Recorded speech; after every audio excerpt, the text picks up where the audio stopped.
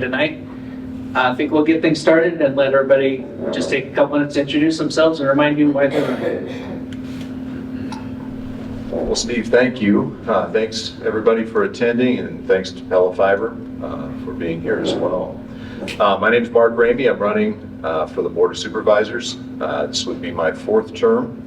The reason I'm running is that for the first 3 terms, my focus was predominantly on economic development and how do we enhance cooperation between our different municipal entities, the counties and the cities, and really working with the state of Iowa as well. And I think we were able to do that over those 12 years. We've got a project going on just on the other side of the track that really exemplifies that cooperation between those groups. So during that time, the board really did probably the largest and most aggressive economic development projects it's ever done. Now we're in a different time. Post-COVID, the economy is changing. We're dealing with inflation. And you all know this because your bills have gone up 20 to 25% on average, sometimes more depending on what you're buying.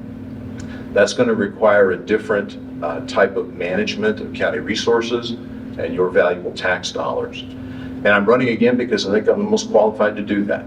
I think I've done that over the time I've been on the board, been bringing levy rates down, and I think we need that expertise as we move into this uncertain economic period of inflation and rising costs. Steve, you got your own mic, Steve. Yeah, I too would like to thank you all for coming. I'm Steve McCombs. I'm running for my 3rd term as board. And I echo Mark's thoughts also. I was also a part of this economic development plan.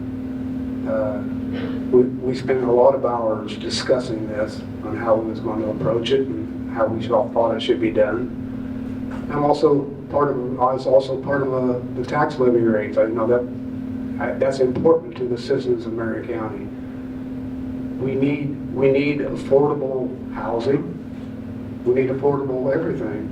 But how do we get there and still provide the services that the county needs as far as infrastructure, secondary roads, the health plans? It's a very difficult situation, and it's one that really needs to be thought out very hard when we approach on how we vote to put these plans forward. Thank you. Good evening. I'll make it a clean sweep. Thank you all for coming tonight, and thank you for everybody who had a part in putting this event together. The reason that I'm running for Marion County Board of Supervisors, many of you may know that in the past I spent 16 years with the City of Pella, both 8 years as council and 8 years as mayor. I enjoyed it very much. We were able to build teams and accomplish a lot of goals together. I have a 40-year history in finance, starting at Yonkers Department Stores in the finance division, budgeting. Then I went to Story Kenworthy Corporation in Des Moines, and I'm just about to my 30-year anniversary there as the Chief Operating Officer. I really focused on making sure that we're efficient, effective, and we have plans. Strategic planning is one of the things that's a highlight of good government, what you can do and plan for going forward, whether it's a 3-year plan, a 5-year plan, or even a 1-year budget. You have to know where your money is going to go and how much you're going to need. Otherwise, you'll never know where you're going to end up at the end of that time. How many of us have planned for and saved for a house or a car or anything, quite frankly, any big investment? Retirement, here we come. It's looming on the horizon for many of us, including me, starting in January. So I'm looking forward to that. But planning is something that I think is really critical for all government agencies. And I think also it's just a matter of making sure that we give back or take a minimum amount that we have to in order to provide the necessary services to our community, whether that be good roads, fire protection, ambulance services, hospital, any of those services. Individuals, communities count on government in order to provide many of those things. And unless you have a plan and unless you're going forward with that, you're really just at the mercy of whatever happens to pop up at any given time, and then that's where the money is going to go. economic development is never done. You always have to continue to move forward with that. You can never put a pin in that and say, yay, we're done. Now we can move forward with something else. It never ceases. You have to keep an eye on the ball, forever changing in the economic environment that we're in. You have to make sure that you're going there. So thank you very much. I'm also very good at a team builder. I enjoy getting input from all the interested parties in any situation. So I'd love to hear from you. I'm very reachable, as anybody that knows me. I'm easy to talk to and enjoy a conversation. Thank you. We have to trade off. I have to trade off with Mark or whoever's closest, because I could only find 3 working mics. Nothing against the Hall of Fame, it's just that's how it is. And so you guys were mentioning housing. Of course, the new housing study just got released by the Economic Development Department, and we still need thousands of homes here in Marion County. Even though there's been a lot of progress since the last housing study was done in 2016. What kind of housing do you think we should shoot for, given that nearly every home constructed these days needs some kind of economic incentive, or the developer needs some kind of incentive to get the project done? I think we'll start with Steve.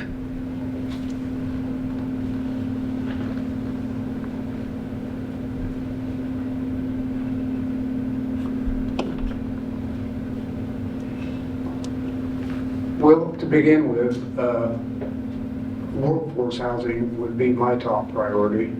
Obviously, we're trying to entice younger people here to the county. But then also, when you think about that, I struggle with that, with workforce housing, and they talk about affordable housing. Boy, some of the prices that I see that they call affordable housing are not affordable to me. And I don't know how, with the inflation the way it is and the cost of materials, how do we get to that point where we have affordable housing? It seems to me like anymore you have to have 2 wage earners in the family to even make ends meet, and it's a struggle. I don't know how we would get there, but it's very important that when we do these housing developments, that we look at the cost that's factored into the price of the lots, and even to build the house on. I mean, it's a struggle, and I don't know how to get there. And that's why I try to surround myself with people who know a little bit more than I do about that. And I look for their input. And, you know, what this current board's done, I feel is very important for Marion County, with Prairie Ridge, with the VA, you know, the Atkins development in Pleasantville. I mean, at least we're setting out the sites out there for people to look at, to draw more people in. We have to increase our population if we want to increase our tax base, and that's what the tax base is, what makes the world go around in government. Thank you. Good. I'll jump in on the next on the list. You know, I would agree with Steve. Probably the primary one would be the workforce housing. We've got an enviable position within the state that we've got a tremendous amount of industry, whether it's Weiler, Pellet Corp, Vermeer, PPI, lots and lots of industry, lots of jobs. It's important to make sure that the people that take those jobs also live in the community. We've got a tremendous amount to offer those young families that are coming in, whether it's great educations, great environments, safe housing, and we need to make sure that we have an opportunity for them to come in. I think in focusing on that, we need to make sure that we, as a governing body, both the county, the cities, the townships, we all come together and try to do this as a coordinated group. You can't just expect one group to unilaterally go out there and come up with a plan and do it all on their own. Finances are so difficult right now, and there's so many demands on everybody's time and finances and efforts, that it really takes a community in order to do that. You have to work together. I think building teams between all the different communities in our county and the cities and the developers are critical in order to get that process really moving forward. I'd be remiss if I didn't also say that we need to make sure that we have good, affordable retirement housing for those that are getting a little older but still need a little bit of help, but maybe not. If we provide an opportunity for them to move into a lower maintenance kind of a housing environment, that frees up those homes for the younger people that are coming in, moving in and moving up within those industries. So it's really a supply process.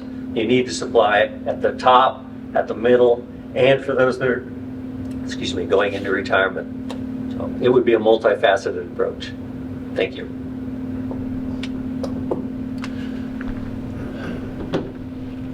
Yeah, we really need 3 areas of housing that we have to address. Workforce housing, which we've been working on with the VA and Prairie Ridge. We need senior housing, and we need low and moderate income housing. One of the features of the VA Prairie Ridge project that we put together is that Marion County, for the first time in its history, will have control of what's called LMI funds. Now, those funds they come off the taxes that are paid as those developments grow, and we will be able then to deploy that cash for low and moderate income housing as those projects arise. All of these things will take a certain amount of funding, and you have to have the financial structures in place then to be able to meet those needs. The VA and Prairie Ridge projects were really to try to get us back to zero. We were behind in our housing stock, and these 2 projects are part of probably a longer-term plan to get us back to where we have enough housing stock to meet our current needs. As Steve mentioned, the new housing study is showing we'll have a future need as well for additional housing, but I think it comes in those 3 areas.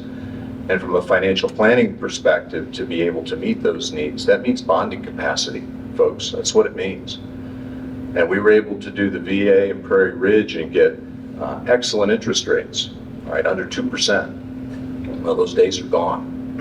And now we have to plan for a different interest rate environment and a different way to deploy the capital. Marion County has a $150 million balance sheet, give or take. That's based on our total valuation. And we still need to work with our cities to partner in those areas, those 3 areas, as to where we need to deploy that cash to meet that need without expanding our debt load beyond what we can manage as a county. So those are the 3 areas, but it's going to take some careful financial structuring, just like we did with the VA and Prairie Ridge, to be able to meet those objectives. As Steve mentioned, and he's exactly right, our population hasn't grown yet. Our median age is growing. So we have to take all of that into consideration and begin to meet those, what we might call those housing needs accordingly. The other piece of it is people aren't going to trade a 3% mortgage for a 7. So what do you do to incentivize them with this new housing to do those things and free up some of the housing stock? We're seeing that nationwide. I think that's going to be one of our hurdles, Steve, that we'll have to meet as we go forward. But again, it's going to take a lot of careful collaboration with our cities and between the cities and the county to be able to work through this. Yeah, Steve, I think the current housing study also showed a need for rental properties also, so that's part of the equation also. Yes, sir. And as far as the land that the county owns, the VA land, former VA land to be accurate, that I've heard that Habitat for Humanity was not allowed to build in that area. And the concern might be that, is it possible to have low-income housing built in Marion County through a development agreement with the county and still be able to afford it? You know, since TIF and all the other incentives are usually repaid based on the value of the home and the investment. But do you think like it's even possible to build low-income housing these days? Jim, go ahead. Sure, I'll take that. I can speak from experience. Mark said something about Prairie Ridge. There was a development out in that same area. I was the mayor at the time that Prairie Ridge development was kicked off, so I was intimately involved in that whole process with my whole team, the city administrator and all the council members. We were all involved in that process. There's also another section right nearby there that is geared towards low-income housing. It's I can't remember what the term is for the government program that takes care of it, but it can be done, and it does provide rental opportunity for lower income homes. I think that is one of the things, and you did allude to TIF. I think that's an important component of helping bring developers into the mix. And Mark, you're right, interest rates are a critical component of that.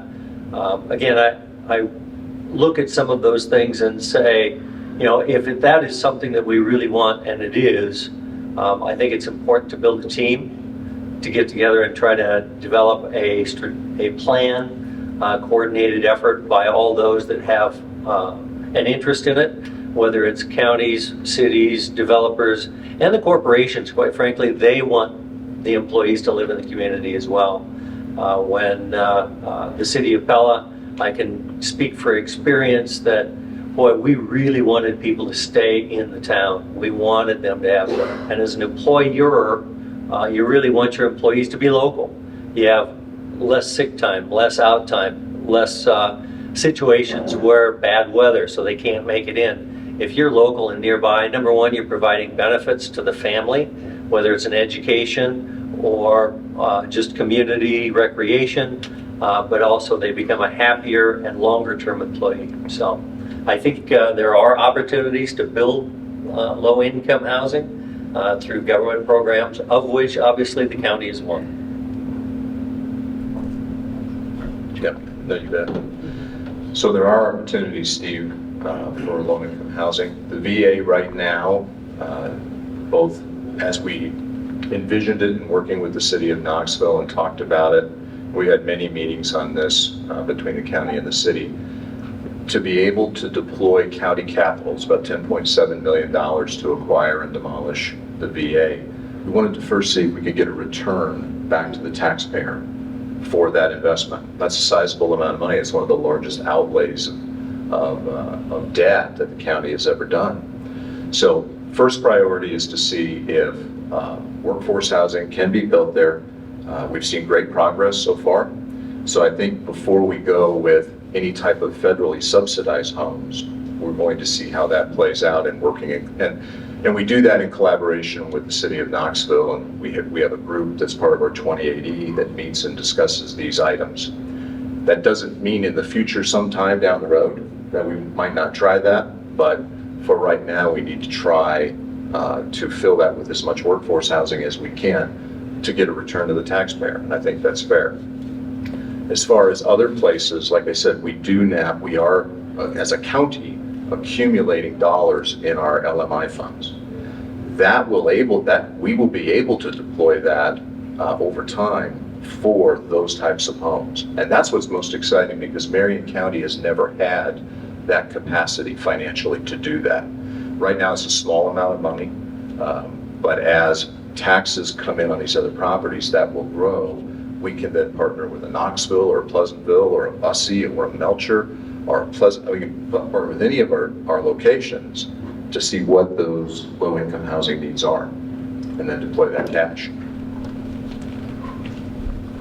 Yeah, Mark's exactly right. I mean, that's when we got involved with Prairie Ridge. That was one of the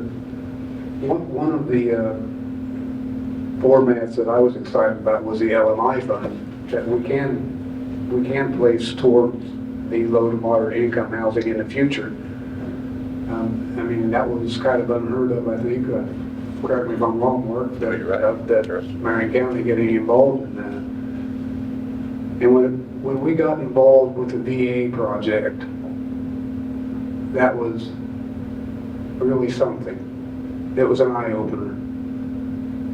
The alternatives that we were looking at were not very good for Marion County. And that's why we as a county got involved. We wanted to be able to control what actually took place on that property. Like I say, the alternatives, we would not have had that control, and it probably wouldn't have turned out as pretty as it is now. You know, we got involved because Knoxville, the city of Knoxville, didn't have the capacity, financial capacity to demolish. that, and Marion County did, as Mark said, it's important, and our bonding capacity really played into that.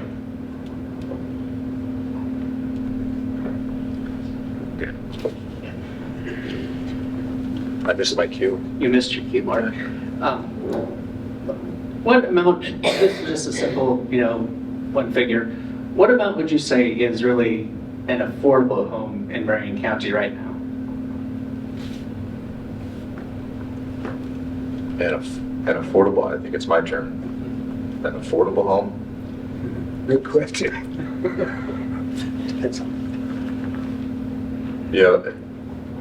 Yeah, I'm not sure that's answering this, to be honest. I mean, depending on your economic situation, where you are right now, and if you can afford a 7% mortgage on 30-year, well, what is affordable? Well, that affordability is dramatically less than it was pre-COVID, when you could get less than a 3% mortgage or less.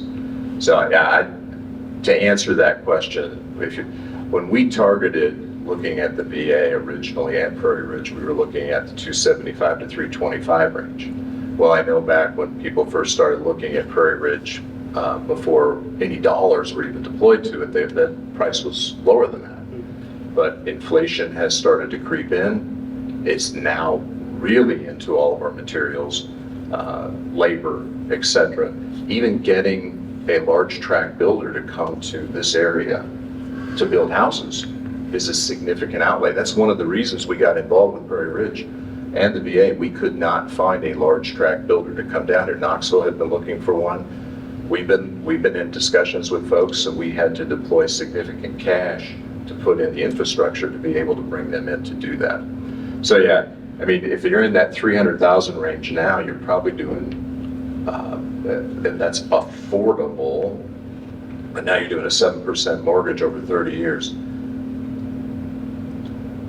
The future, if you're buying your home now, I tell my kids this, it's going to be a lot harder at those rates, and where you're seeing inflation eating away at all your the value of your dollar and the expenses you have to outlay. Yeah, I think that word is probably maybe not appropriate right now, Steve. Yeah, that's exactly right. That alludes to what I said earlier. I struggle with the term affordable housing. I mean, what's affordable to one is certainly not affordable to me. Yeah, I've lived in Marion County my whole life. I lived in the same house my whole life, my married life anyway.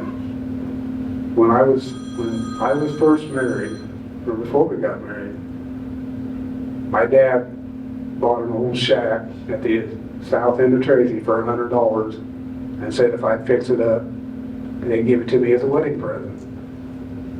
So I said, sure. I'm 18 years old, I'm stupid. but anyway, I've lived there my whole life, and I fixed it up, but I don't, it's pretty hard for kids to do that now. I mean, to even find a place to even fix up costs you a fortune. And that's what I said, that's why I struggle with the term affordable housing. Yeah, it all comes to perspective when you talk about affordable housing. If you've got depends upon what your income level is and what your debt ratios are, and what do you have to spend on housing. I can tell you when the Prairie Ridge development, that was kicked off and really started by the city of Pella. The Prairie Ridge development originally was geared towards the target market of between $180,000 and $250,000 per home. Unfortunately, as Mark alluded to, the prices have gone significantly higher than that, but that was the target market at the time that was kicked off. So much of the finances were established looking at that and trying to put that in place for people to move into the community. COVID played into that, higher interest rates played into that, raw materials played into that. All of those things have driven up the cost of that development, those houses. I would also tell you that interest rates are temporary. I know that sounds a little bit odd right now coming from a finance guy, but I would tell you back in 1990 when my wife and I got married, we bought our first house and we had our mortgage at 11.5%. And we still bought the house because we wanted a place to live and grow for our family. So that is not a total barrier to home ownership. I think we've all done that. Sometimes you have to just suck it up and go for it. But I would also tell you that you also have to be mindful of the interest rates as they change. Don't be fearful of going out and refinancing. I would tell you over time, every time that interest rate dropped a couple of points, I refinanced. That's what everybody should be looking at. You don't have to sit there and suffer with a high interest rates. I certainly don't have one of those 11.5% mortgages today. In fact, luckily I was able to get one for a 30-year fixed for 2.75%. I'll tell you one thing, that's one mortgage that will not be prepaid because that is a really good rate. But if you keep your eye on it, you still can be a homeowner and you still can have a reasonable mortgage payment. Steve, your original question was, what would you call an affordable home?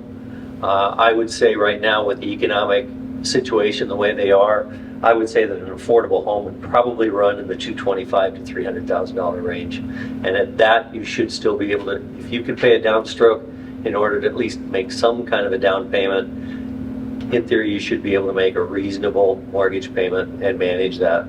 You're not going to be able to have a brand new car every year. I didn't. I still drive one that's 5 years old. So it's just a matter of your perspective and what your goals are. Thank you.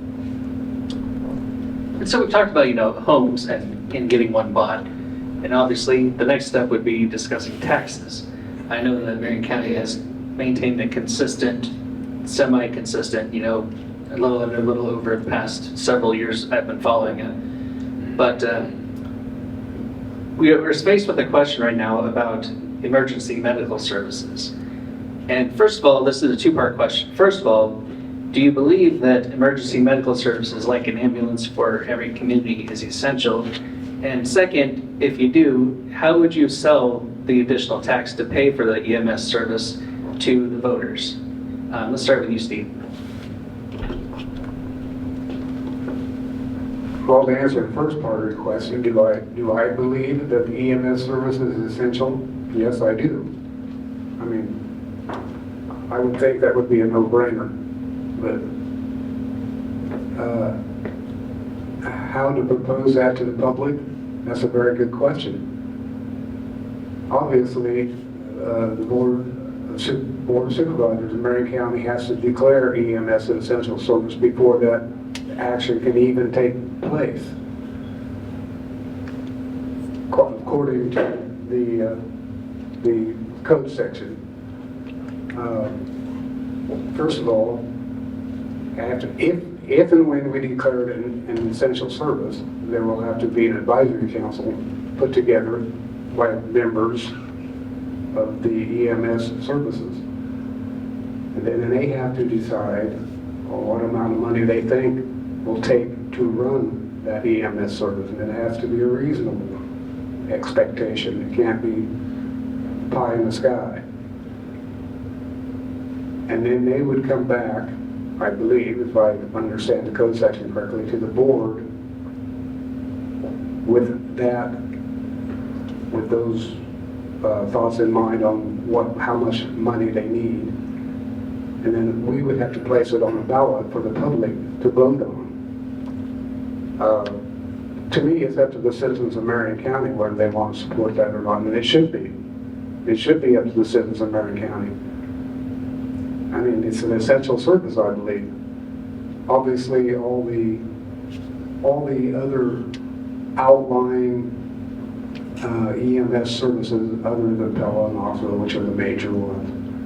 It's like I told them at one of the meetings, every ambulance, every site doesn't have to have a heart surgeon on staff.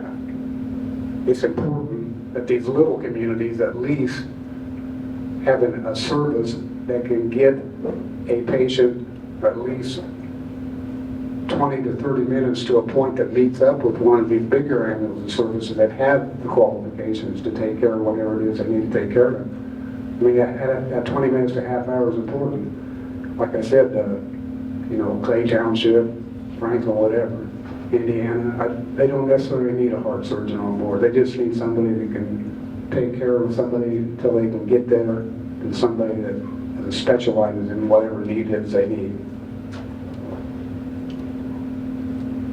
Mark or Jim, whoever wants to go next.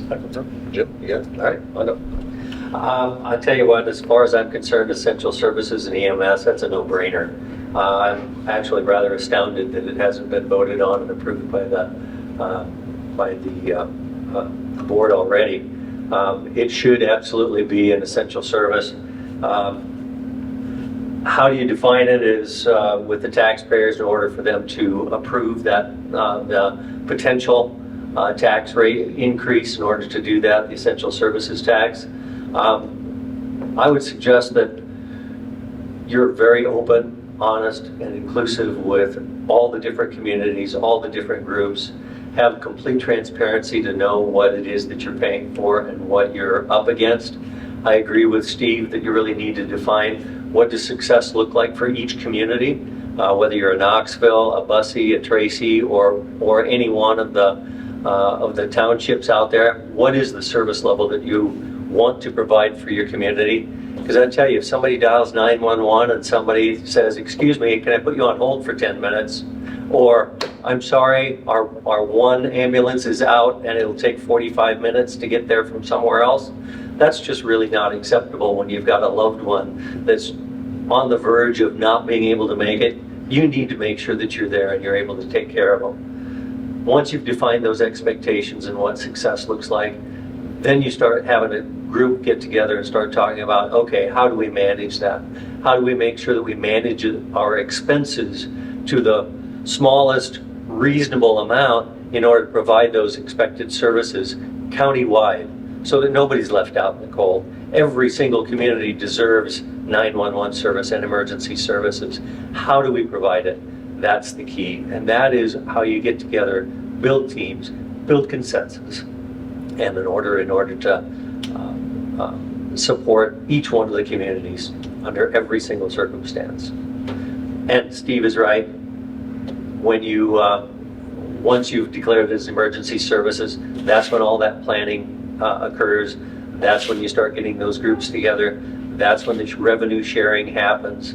And then once that's done and you plan for what that tax rate, quote unquote, needs to be, that service tax rate, then that's when you go back to the citizens of the county and add that on the ballot. Ultimate control is with the citizens. We can only make recommendations. And that's where the power is and should remain. Thank you. So is it essential? Is it an essential service? Yeah, it is. So are roads, police, fire. We could go through every service that we offer and we could call it an essential service to one degree or another. The difference is here, do you raise an additional tax to support it when it's already funded by other levies, it's funded by private insurance, and it's funded by the Medicare taxes that you pay? Our other services don't receive that. The only thing they function through is sales tax and property tax revenue. So that's why, although I might, it's just as essential as my sheriff's department. But Jason doesn't receive an additional tax. Tyler, we got $10 million worth of roads we don't receive direct funding for. Where are we going to get the money for that? And what happens when the lobbyist goes to Des Moines and they write a bill saying, okay, now roads are an essential service? The question you have to face is, there's a finite ability for you to pay additional property taxes, especially in this inflationary environment. And do you want those taxes to continue to climb? And how high do you want those to go? We have reduced the county levy rate. When I started, we were around $10.80. This year, we're below $9.50. And essential services tax will wipe that out. So that takes away our cushion that we built up over 12 years. So what happens when Tyler comes and says, hey, I'm out of money, or we don't have federal funding for this bridge or this road? That we will have to find that cash from someplace. So before you raise taxes, and I disagree with both of these gentlemen on this issue, you elect people to think about those things. If you want direct democracy, then let's go to New Hampshire, We'll have a town hall and we'll not have supervisors anymore. Okay? We're elected to know the lay of the land, and the lay of the land is you're paying over 25% more for most of the things that you buy, sometimes more. And you want your property taxes to go up more in this kind of environment? I think that answer is no. So we have to think of other ways to make government and these services more efficient, more effective, so that they can provide the services you expect, but not raise your taxes accordingly. And that kind of touches on something else I wanted to ask. So much of the county funding is determined by the property valuation, and it seems as though the people furthest from a medical facility like your Buc-ee's or your Melcher Dallas, you know, they have the lowest property valuations to raise money for those kinds of things.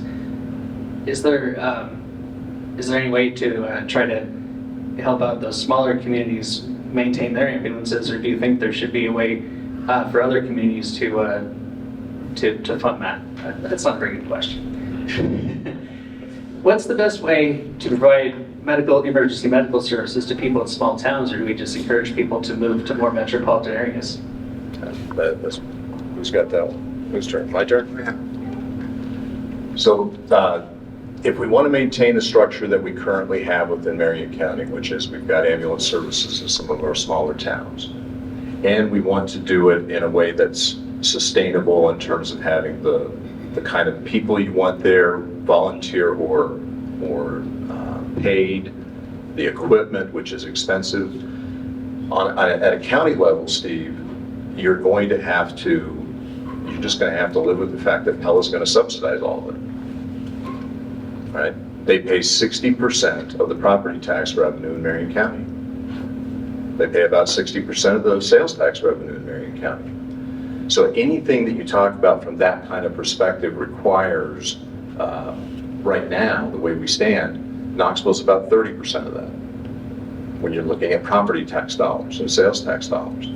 So it requires those two cities to be able to subsidize those services. If you're going to use property taxes, I mean, you can use private funding, you can use event funding, those types of things, but that's how that works. And it works that way for all the services we provide, roads, sheriff, everything else. That's the mechanism that we have. What we want to have ultimately is we want to have economic balance. So part of what we've been trying to do over the years with housing is provide a lift. The greatest, we had a study last year, we had a group meet with us. Knoxville has the greatest potential for economic growth in Marion County. Knoxville. Pella's already got industry, but if we can get Knoxville up to a point, then that subsidy changes and we have more balance, more economic balance. But right now, the way it stands, that's Pella, and we're relying on them for a lot of these dollars for these types of services. Not sure that's fair to them to say, let's just keep going to them all the time and pay more taxes and pay more property taxes. I think we have to find a different structure to support those smaller services. And I think we have to look at that very carefully. And if we're not going to look at that, then you just default to raising taxes. And I don't think that's the right answer. Jim, I'm sorry, I should have gone to you first on that. Oh, Nope, that's all right. No worries. You know, with that particular issue, that's a difficult one. There's no doubt about it. Nobody wants to abandon the smaller communities or those that don't have a huge tax base.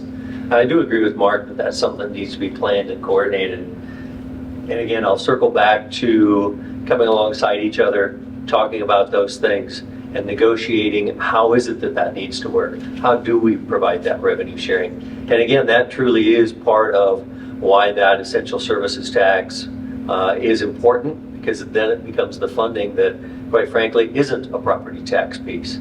The expectation would be is if your property tax is right now at a certain level and the essential services tax goes through, the potential is that your normal regular property tax that has been supporting that in your community would subsequently go down by some amount. Don't know what that is.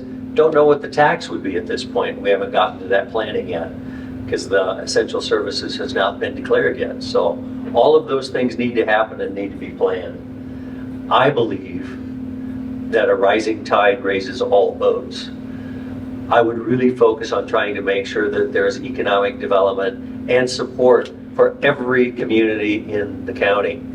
Whether you live in Bussey, Tracy, Melcher, Dallas, Pleasantville, it doesn't matter. You deserve emergency services. And how we come together in order to provide that is really what the Board of Supervisors needs to shepherd in place. They can't do it on their own. They need other input. They need people to support them in that effort. But nobody wants to leave anyone behind, certainly not me. Well, I believe that the intent and the purpose of the essential tax would be, when it goes to the county-wide vote, would be to spread those costs out and not throw those costs toward Pella and Knoxville as much. I believe that would be the intent of that. Basically to make it more fair for everybody. Everybody pay their way. That's my understanding of it. But that's going to be a decision that's going to be made by the Marion County taxpayer. Just like Mark said, we do have roads. We got to fund the roads and the infrastructure. I think when it comes to that ballot issue, the public needs to know what's most important to you. I think it was a two-part question. As far as the sales tax, Mark's right. Pella does generate the majority of the sales tax, but it's not all Pella residents paying that sales tax. It's other people in the county that go over there and buy stuff. We've had this argument in the local option sales tax thing, and that's why my thoughts on that was, that we need those funds in Marion County, because a lot of the residents that do not live in Pella are paying those sales taxes.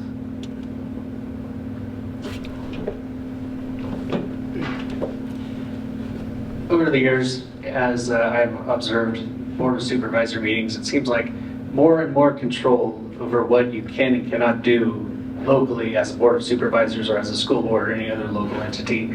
It just keeps getting minimized, like more and more power gets centralized regardless of who's in power. What is the best way for a Board of Supervisors to react and plan for, those kind of power grabs, and while still holding on to some level of sovereignty and protecting your local taxpayers? What's the best way to do that? We'll start with Steve, please.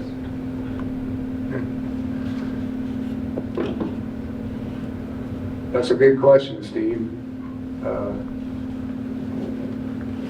The last 4 or 5 years, this board has struggled with mandates from the state. We struggle every year with that. I think the best way to approach that would be for the voters to wise up and see who they're sending to their state representation. It's difficult. It's just like we talked about the evaluation, Steve. That's kind of out of our control. It is. We tried to lower stuff, and the state won't let us.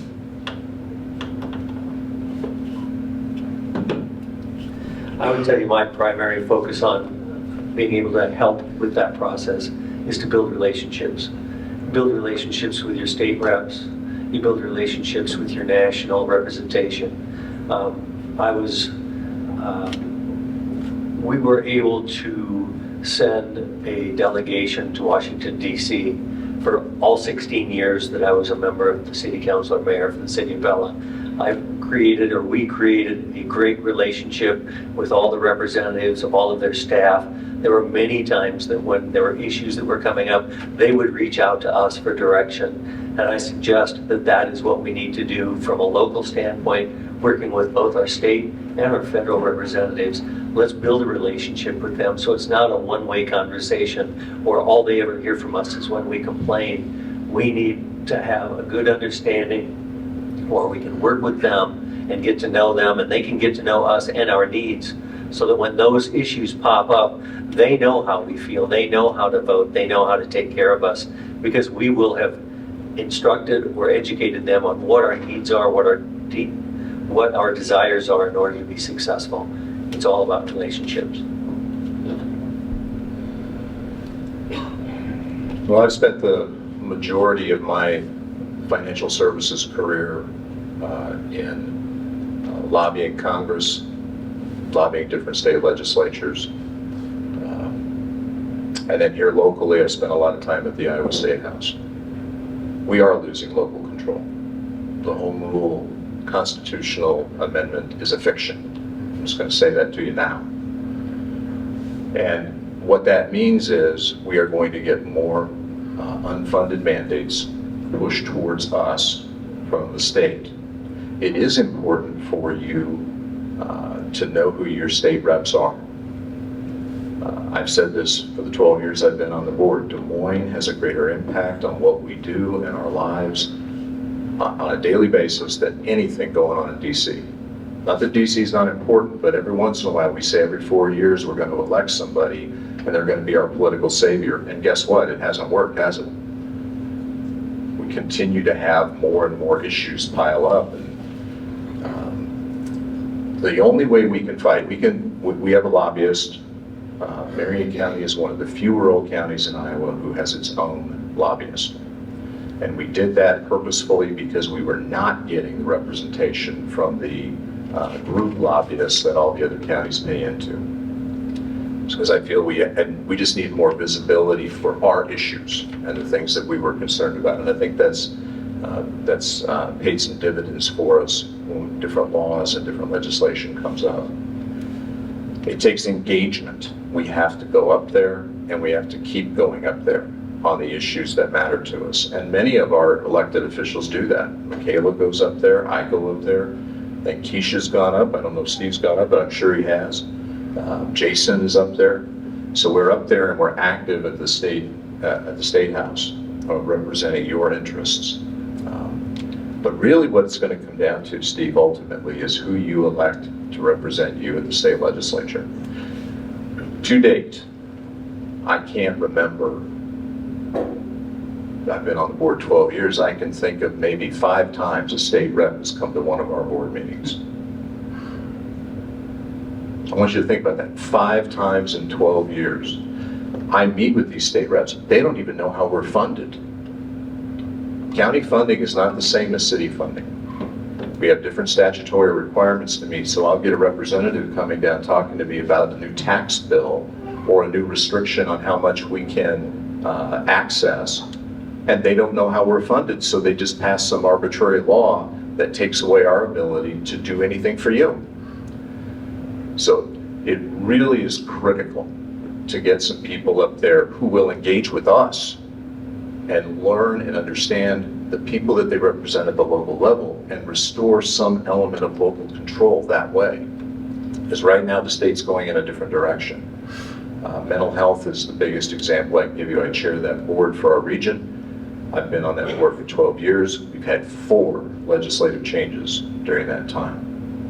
And the most recent one that will take effect next year is we're going to lose our region and we're going to be absorbed into Polk County. So that's the trend. So if you want to fight back, let's get some state reps up there that know who we are. And right now, we don't. We don't have that. We got some good people. It's not that they're bad people, but they need to know more specifically what our issues are and address those issues. And as we've been touching on the raising costs of everything, and obviously, as you touched on it again, Steve, was the valuations are kind of out of the county's control. So while the levy has basically been steady, consistent, like I said, you've been able to continue to afford the higher costs of government because of the increased valuations.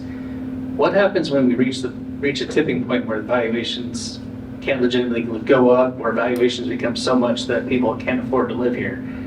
What would your plan be, if we're forced to make like some serious cuts to government? Jim? First and foremost, I'd look at the budget. I'd go through that and make sure that we're effectively doing the budgets, and look for services or areas that we can reduce our overhead. I mean, it all comes down to, what is not a necessary, not a need, not an essential service, and then look very strategically at those. And you have to make sure that you have a balanced budget. We don't have an opportunity to go out there like the federal government and print money. So the only money that we have, we get from you guys. So we need to make sure that we're only taking what's necessary. And if there comes a time where you can no longer get enough in order to function under the current levels, you have to go back and look at that and evaluate and say, okay, what's a would-be, what's a nice, versus what's essential. And then you have to make those hard choices. As leaders, we're paid to do that. That's what we're supposed to do, is lead. It's not always fun. Everybody wants to have rainbows and happy times, but sometimes you're forced into situations that you just have to make the tough call. And that's where, unfortunately, that's where some of those are. What do you think, Steve?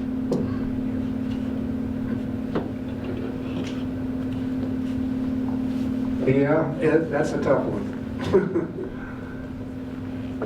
If we get to that point, I agree with what Jim said. We'll have to make hard decisions on what's important. I think our current board, we've already asked everybody to tighten their belts, and I think they've done a pretty good job of it. But you can only tighten it so tight.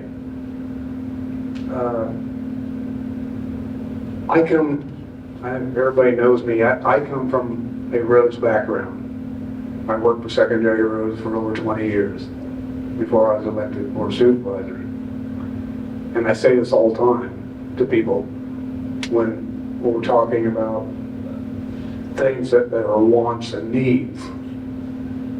I would like to fund everybody's wants, but I always go back to the point: if we don't have roads, it doesn't make any difference.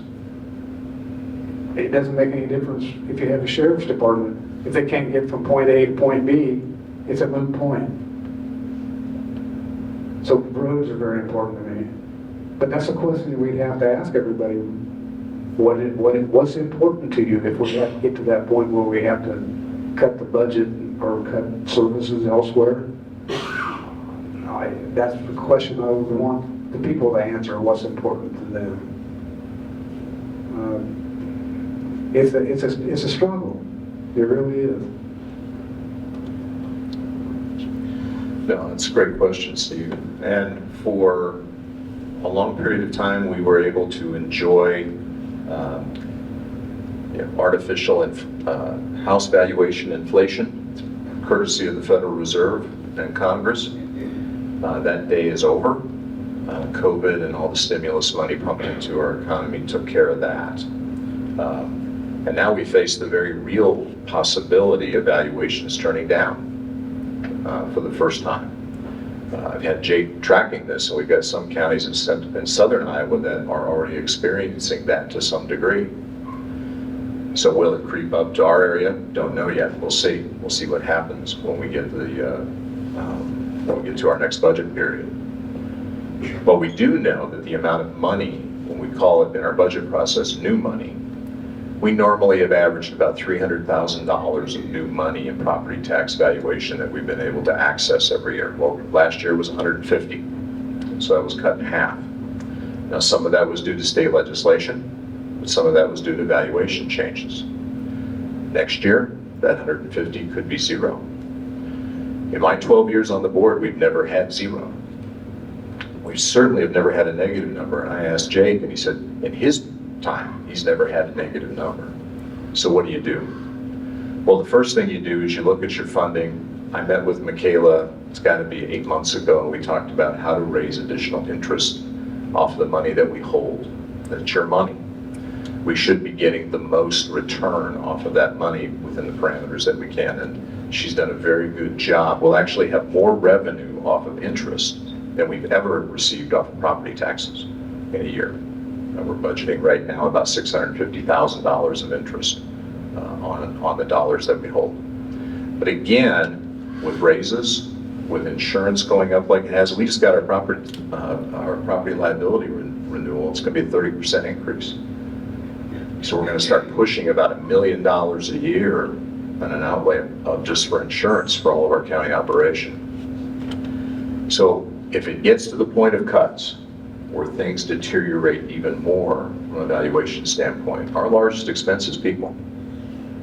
And so you have to look in any business. I've done new business development my entire career for 3 Fortune 500 companies. So the first thing you have to look is you have to look at your personnel costs.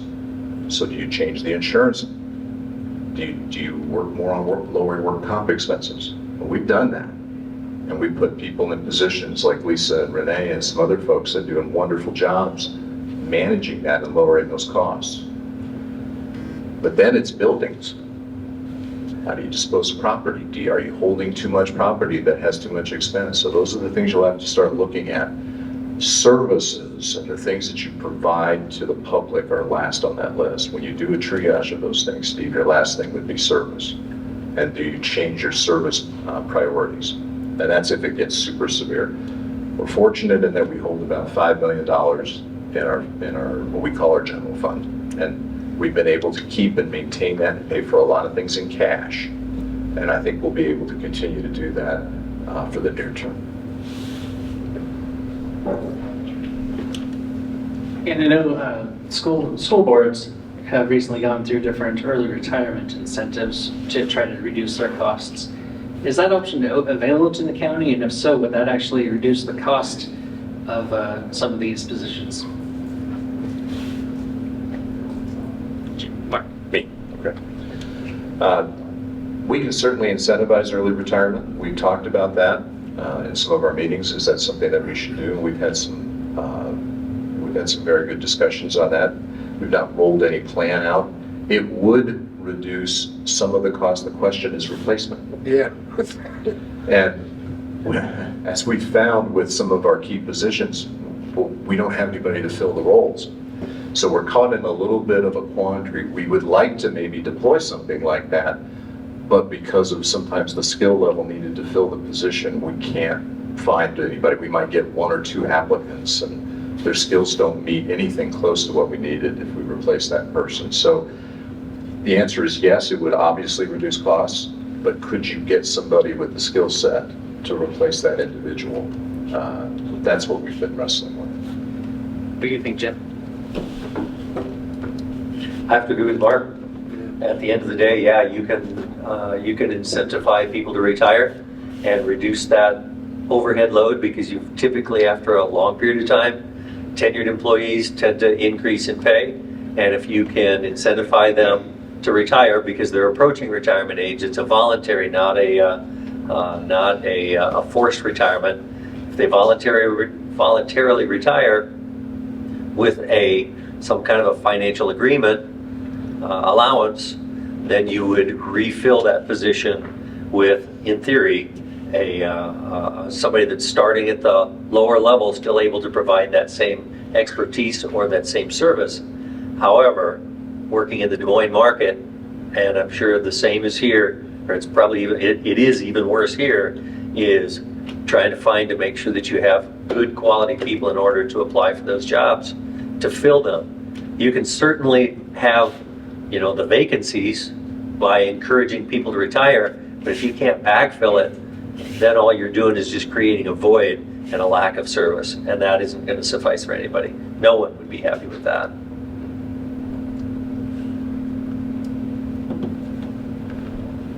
Well, all I have to say to that is I agree with both of them. I mean, yeah, to answer your question, Steve, we could look at early retirement, but exactly what they both just said. How do you replace them?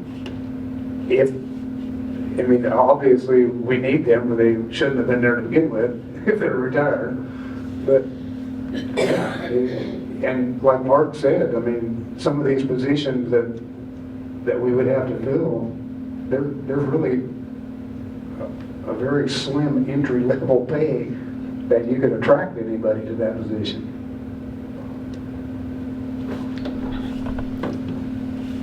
Does anybody in the audience have any questions that you'd like me to ask? Yes. Scott, it's on the Senior Citizen Board. Marion County ranks in the top 5% of the nation in manufacturing history. I believe that we belong in the top 5% in Iowa for manufacturing density, number of manufacturing jobs per population. That population, as Mark said earlier, is gray. It's getting older. To my knowledge, at this point in time, Marion County is one of the only counties in Iowa that doesn't get support from the county for senior citizens. Our senior citizens center in Knoxville serves a large area. Matter of fact, a fellow just came to us recently and asked if we could supply Meals on Wheels for them as well. They didn't have that available there. So it's fragmented for us to provide care. And with the city moving from facilities where our senior citizen center is located is going to be gone, it means we have to find someplace else to go. Without having adequate funds for a new facility, we have to look for other ways to do it. We do get some federal support, we get state support in other areas, but to this day, our county lacks cohesiveness in working to provide for senior citizens. For those of us in the baby boomer generation that are moving out, people moving out of the workforce, they're limited. If you try to live on Social Security alone, people know how difficult that is for those people. So we provide Meals on Wheels for the county, and we're having to consider giving up congregate meals even locally. So my question is, how can we provide better coordination for our senior citizens and our population that are important? If you're talking about early retirement, to what? There has to be some socialization, there has to be some support for each other with where it is. And so as a county, I think we have a responsibility to try to provide a cohesive area of funding and providing for those people. So how could we as a county better help our senior citizen population? We'll start with you, Jim. All right, very good. First and foremost, I agree with you. I think we need to have a coordinated approach to taking care of our seniors. I think they're too critical that they've supported our entire community, our entire county for most of their working lives, if not all their working lives, and we owe them a debt of gratitude for all the services that they've provided for us and the position that we're in today.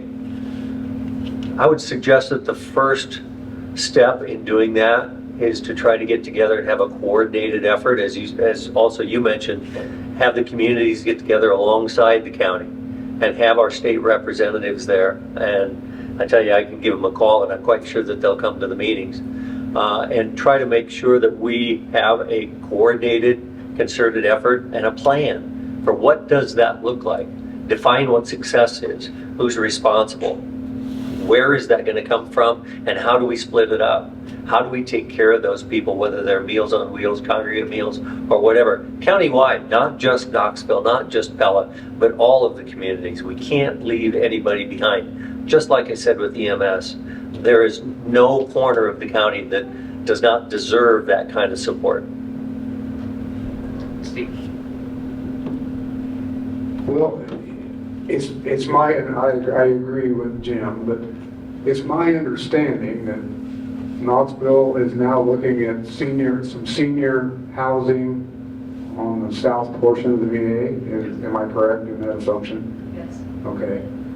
But also, I think there was some discussion about maybe talking to the developer to put a senior center within that development, part of that development. I have no idea what those discussions have went so far, but I think that's a good idea. It's not big enough. What? There's not enough room. We've already talked to him. I didn't hear what you said. Mike, I didn't He hear said you. it wasn't big He said enough. it's not There's big not enough. enough room there. Oh, there's not enough room? Okay. Well, then we're gonna have to get together and see what we can do in the future to provide for that. That's a great question, Scott. For years, Marion County helped support the senior center here in Knoxville. And then we changed that relationship where a different group took over those responsibilities, and we tried to take care of the unincorporated areas, and Knoxville would take care of its own, and Pella had its own system. Pleasantville went on its own way. So it was a way to make the localities more accountable and responsible for those senior populations. And Our basic desire was to provide meals to those seniors who could not, and did not have mobility or access to food, and that's what we restructured the program to do, and the folks at Public Health have done an excellent job with that. But the question for seniors is the broader social services question in the state of Iowa. It's fragmented. And not whether it's seniors or mental health, or I go down the list, substance abuse, everything. We've got aging resources, we've got the things we do locally, we've got the things that Knoxville is doing, we have the things that Pleasantville is doing.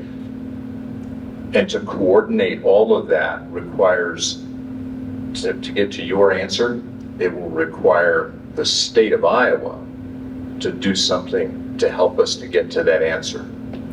Because a lot of the funding that we would deploy to help with that is statutorily controlled. In other words, the only money we would have access to would be the general fund.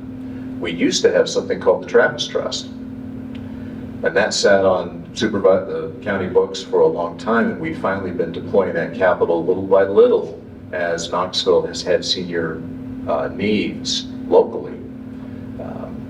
But that's just not enough money. I think originally it was up to like $175,000, and we've done a couple of disbursements. But state coordination to allow us more flexibility with our dollars, and they're your dollars that you entrust to the county, but there's a lot of restrictions on what we're able to do with those dollars.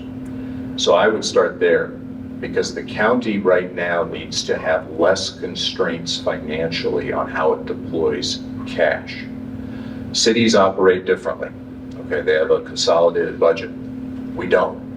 We have different funds, and those funds cannot cross. What's in the road fund has got to stay in the road fund. What's in the general fund, what's in the fund for insurance and insurance. We need greater flexibility to move that cash around for things like this. Otherwise, we get pretty cash constrained fast. Does anybody else have a question? Yeah. Yes, sir. This is a Knoxville resident.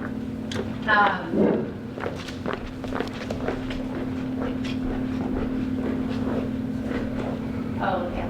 You get my job. I'm Anna. So, just so I understand, and I think I do understand, the EMS essential tax. Currently, right now, as it stands, the rural population, those that live in the county outside of an incorporated town, pay nothing for their EMS services. A, is that correct? I know I'm correct, okay? I live in the city of Knoxville. I already pay for the EMS service.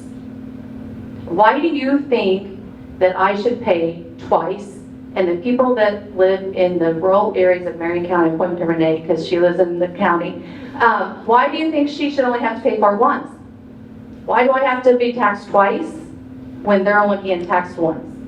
How is that fair?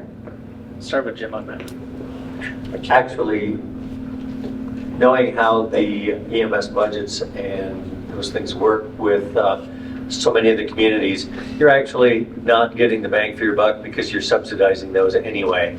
So, for instance, I've heard, and I don't know, I've not seen the numbers, but the city of Pella operates at a deficit by $600,000 in a year. Well, that's coming out of their general fund.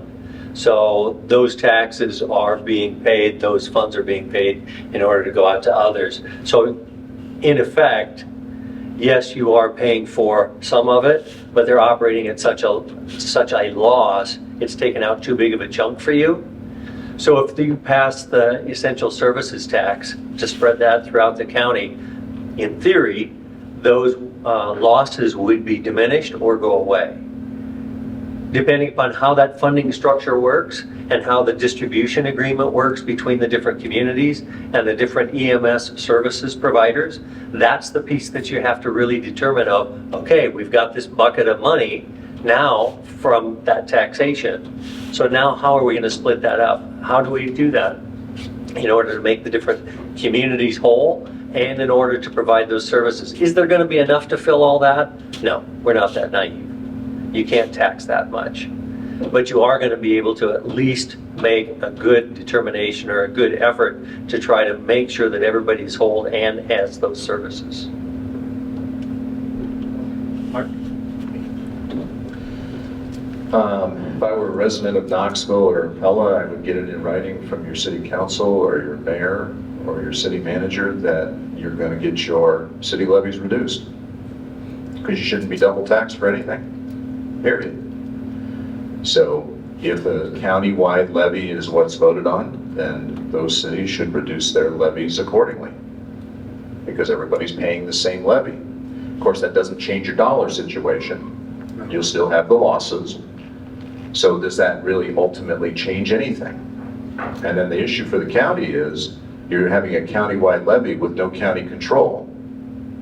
So we have a county-wide levy for our sheriff's department, and guess who Jason has to report to for his budget? Board of Supervisors. This won't be that way.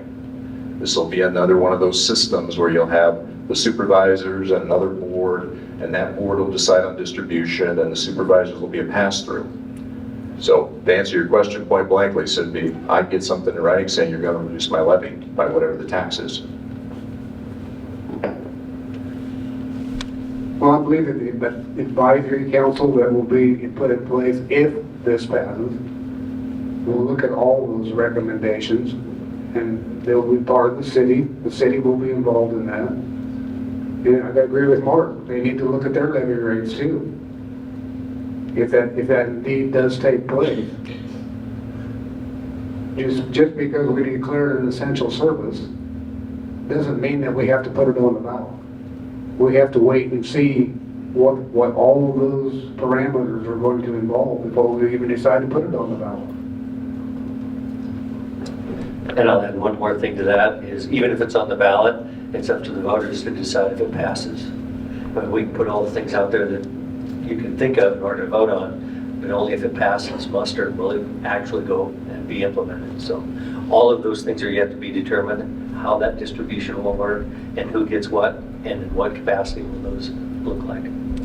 Okay, I think we can take one more question. I told these guys in the Hall of Fame that we tried to be done by 7:30, so yeah, I'll bring the mic over to you. Bob? I didn't recognize you with half your face being hidden. Yeah, I don't know the answer to this. I want to be educated because I'd like to respond to people in Knoxville or Pella, whatever, paying for emergency services and other places. And I presume that's true, but then also, I live in the country, and a lot of us do, and we work, we play, we spend money in Pella, Knoxville, Pleasantville. But then also, we see all kinds of investments in trails and amenities and things like that, primarily north of the river. And I'm guessing that some of our taxpayer dollars are going to that, where there's great recreational opportunities if there was an infrastructure, say around the rivers, around Melcher, Dallas, Tracy, Bussy. And so I guess I sort of see us all in this together, and that we all contribute. And maybe those of us that live in the periphery aren't doing our fair share. And I just want to know, you know, what it is. Do we see the big picture? We do just look at EMS. Thank you.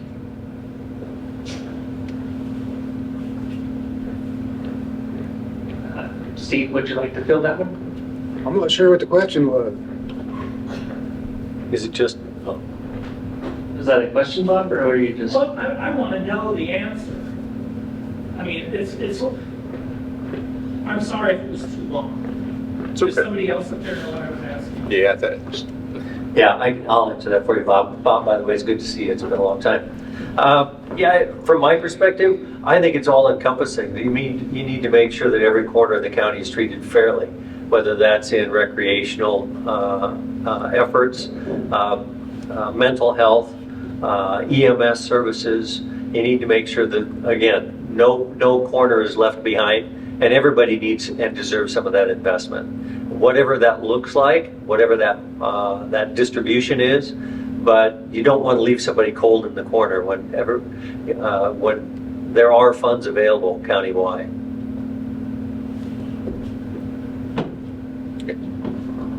Well, if I heard you correctly, Bob, you're right. Some of these amenities that are not local to us, we have helped pay for. I agree with you wholeheartedly. And to ask somebody else to help someplace else in the county, I don't think is unreasonable.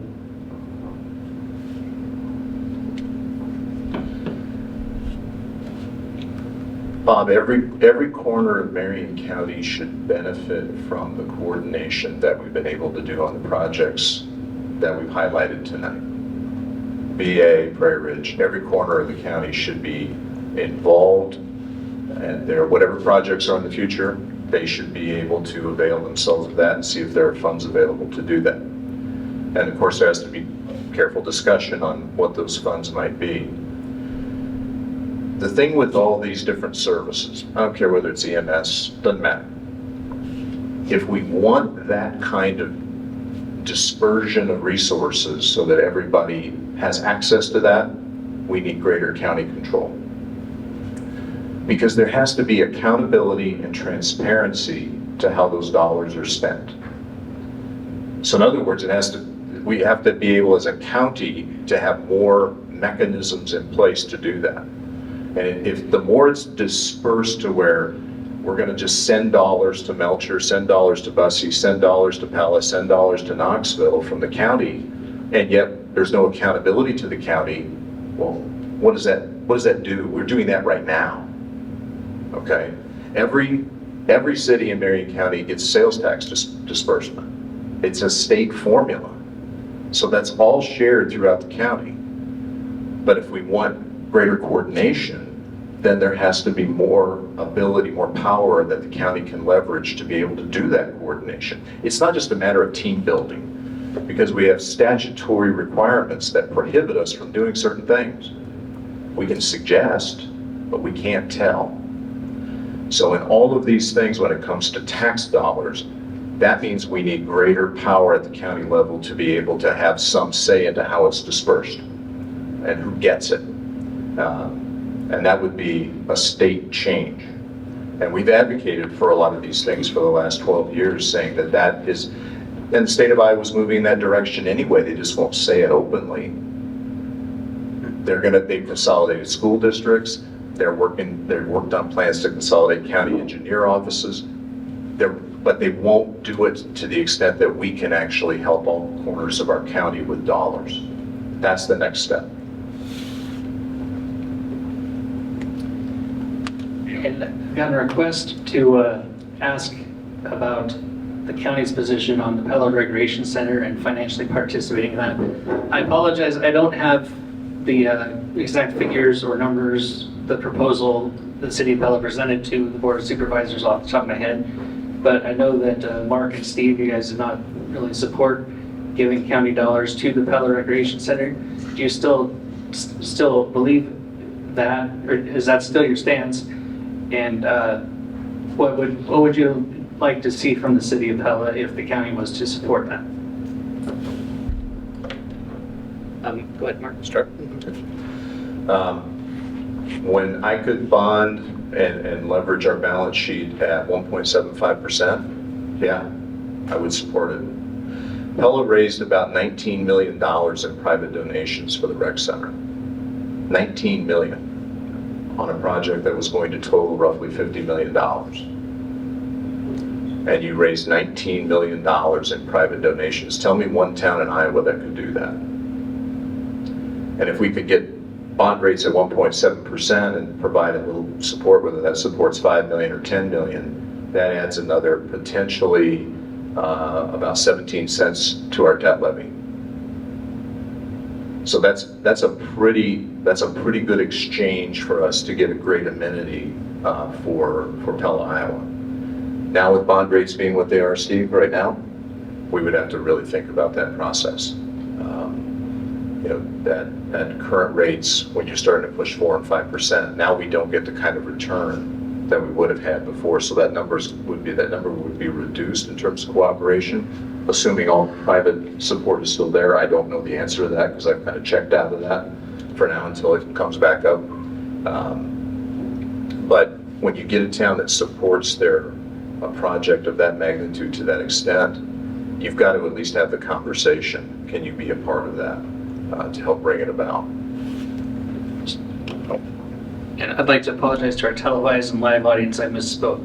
Mark was in favor of Yes. the rec center. It was Keisha and Steve that were not in support of it. I apologize for that error. Jim, go ahead.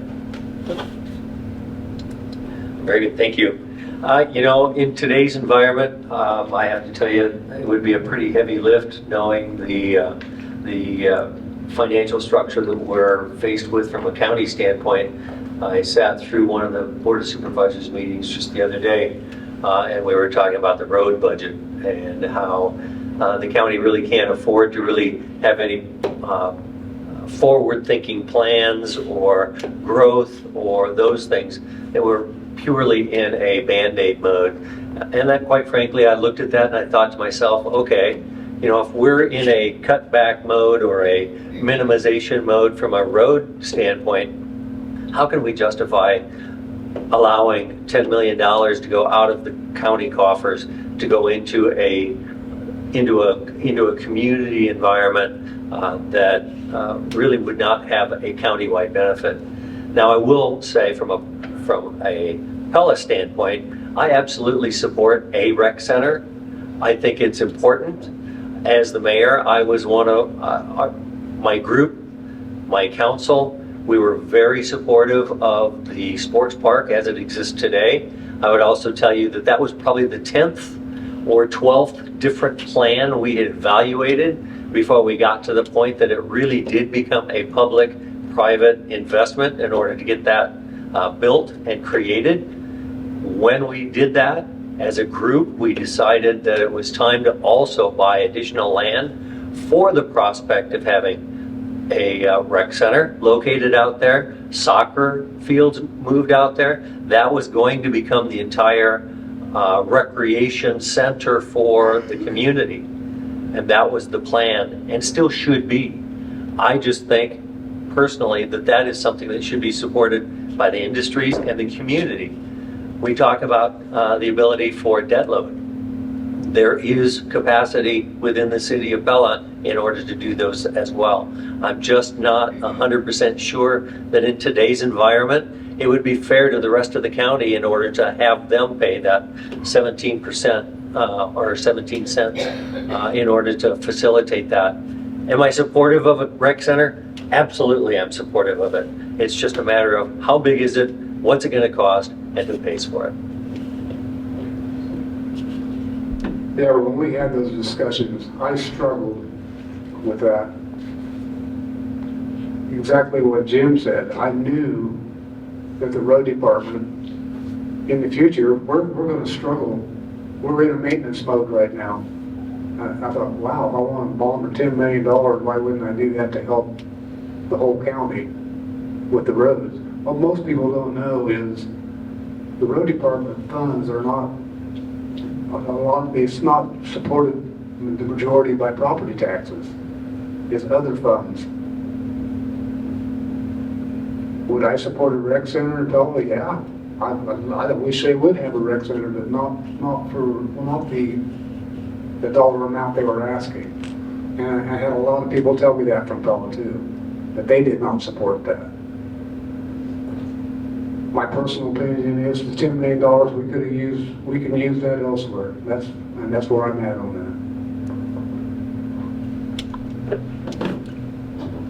that. Okay. Yeah, like I said, I told everybody that we tried to be done by 7:30, and we're getting pretty close. Just a couple things. Thank you again to the National Sprint Car Hall of Fame Museum for letting us use this facility, Montego Dyke and Pella Fiber for recording this, Mike Roberts for helping me secure the location, and just all of you, thank all of you for coming, and don't forget to get out and vote in the primary. You must register as a Democrat or Republican to vote in the primary on June 4th. And of course, you can already vote at the auditor's office on the second floor. I will give each candidate one last pitch to get your vote. Thank you again. I think we'll start with Steve.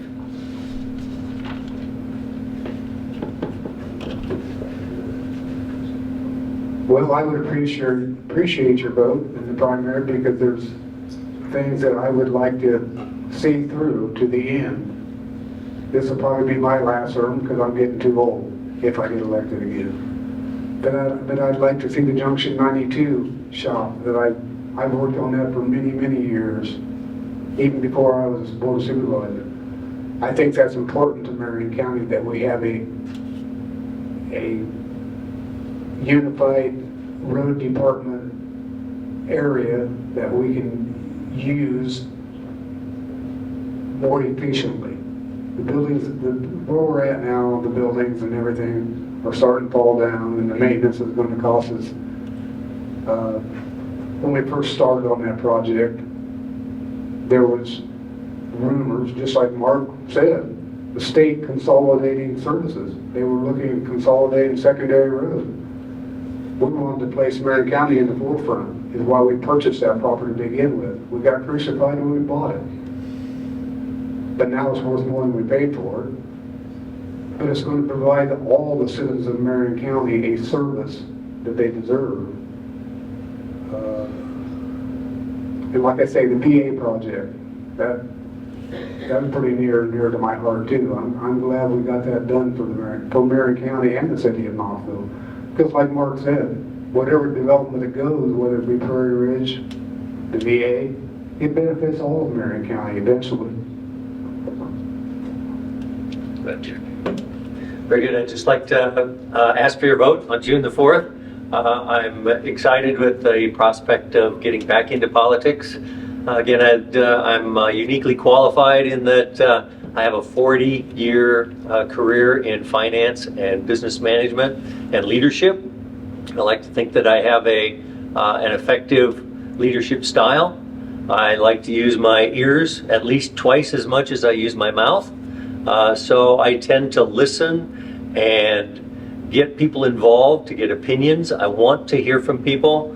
One of the things that we did was to have an opportunity for people to submit information or requests or whatever within the community so that we would answer it from a standpoint of the leadership within the community. I'm very family focused. I'm a caring leader and I'm an effective listener. So again, I would appreciate your vote on June the 4th. And hopefully we'll be able to continue to make sure Marion County is a great place to call home, where we can invite or have our children and grandchildren spend their time with us. Thank you very much for your time. Well, Steve, thank you for putting this on and for everybody attending. Really appreciate everybody coming out and listening. For 12 years, holding this position, it has been one of the most humbling and honoring things that I think I've ever done. It is not what I anticipated it would be when I was asked to run 12 years ago. It's been a privilege to serve the residents of Marion County, and we've tackled some major projects over that time. My background, I've been in financial services for 30 years, so I have a finance and regulatory background that I think is well suited for the challenges that we're going to face over the next 4 years. We've talked about them tonight. We've got, of course, financial issues, but our biggest issue, folks, is the relationship we have with the state of Iowa. And we have to continue to work on that relationship so that we can have the freedom to operate in Marion County the way that we've always had the freedom to operate in Marion County. And frankly, there are just a few people with that kind of skill set, and I'm one of them. And I've done that both locally, I've done that at the state, and I've done it at the federal level. So I think I'm well suited to serve you again for another 4 years as we navigate these very challenging waters. Thank you for your time, and I hope for your vote. Thank you all again, and to our TV audience, thank you for joining us. Have a great day.